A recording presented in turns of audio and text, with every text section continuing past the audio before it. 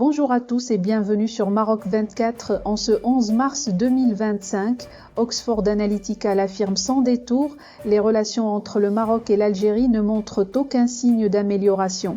Rabat, fort de son accès privilégié aux équipements américains et israéliens, accélère la modernisation de son armée, notamment en matière de guerre électronique, de drones et de défense aérienne. En cas de conflit, le Maroc pourrait compter sur un soutien stratégique des États-Unis, d'Israël et de la France, tandis qu'Alger, figé dans le passé, resterait dépendante de la Russie. Plus de détails à découvrir selon le site barlaman.com. Les tensions entre le Maroc et l'Algérie demeurent vives, entretenues par des rivalités stratégiques et un antagonisme profond qui rendent toute réconciliation improbable à court terme. La retenue mutuelle prévient l'éclatement d'une violence ouverte, mais l'accumulation d'armements et les démonstrations de force entretiennent un climat de défiance, souligne Oxford Analytica dans son dernier rapport. Si les deux puissances évitent soigneusement l'affrontement direct, le risque d'une escalade accidentelle n'a jamais été aussi préoccupant. Un dialogue rompu et une méfiance accrue. Depuis la rupture des relations diplomatiques en août 2021, Alger rejette toute médiation, accusant sans preuve Rabat de menacer sa sécurité nationale en raison de son rapprochement avec Israël. L'Algérie exige du royaume des gestes de réparation tandis que le Maroc poursuit une politique étrangère très active. Sur la scène internationale, les deux pays s'emploient à soutenir leurs alliances respectives, rivalisant d'efforts pour accroître leur influence au Sahel et en Europe. Le Sahara, point de friction majeur. La question du Sahara occidental constitue le principal foyer de discorde. Le Maroc et l'Algérie pourraient frôler une escalade accidentelle dans le Sahara après l'effondrement du cessez-le-feu en novembre 2020, avertit Oxford Analytica. En 2022, la mission des Nations Unies au Sahara, MINURSO, avait même envisagé un retrait de la zone tampon, ce qui aurait pu précipiter une offensive marocaine et une intervention algérienne.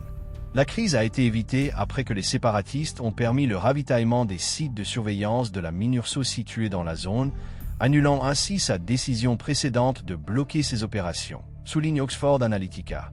Un déséquilibre militaire aux implications incertaines.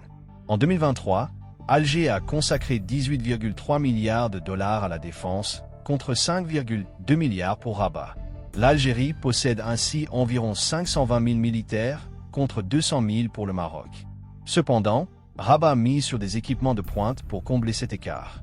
Le Maroc bénéficie de ses achats réguliers d'armes et d'équipements américains, ainsi que de sa coopération avec Israël. Cela laisse entendre qu'il modernise son armée à un rythme plus soutenu que l'Algérie, notamment en matière de guerre électronique, de drones et de défense aérienne, détaille la même source. En cas de conflit, les alliances extérieures joueraient un rôle clé. Le Maroc pourrait obtenir un soutien d'urgence des États-Unis, d'Israël et de la France, tandis que l'Algérie resterait dépendante de la Russie, précise le rapport. Le rôle de Washington et l'incertitude Trump. Dans les semaines ayant suivi l'élection de Trump, les tensions se sont accentuées. Le Maroc a accusé l'Algérie de se préparer à la guerre, tandis que le président algérien Abdelmadjid Tebboune a nommé le chef d'état-major Saïd Chingria ministre de la Défense, une décision qui accentue la mainmise des forces de sécurité sur la prise de décision à Alger, décrit Oxford Analytica. Monsieur Chingria, qui avait été fait prisonnier au Maroc pendant 6 mois après la bataille d'Angala en 1976, demeure profondément marqué par cet épisode. L'Algérie, selon le document, tente d'améliorer ses relations avec les États-Unis.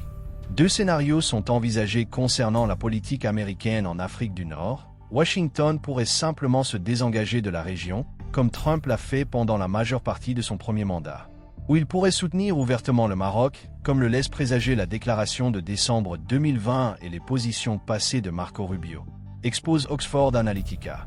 Pour rester informé, je vous invite à regarder les vidéos Maroc 24 qui s'affichent sur votre écran.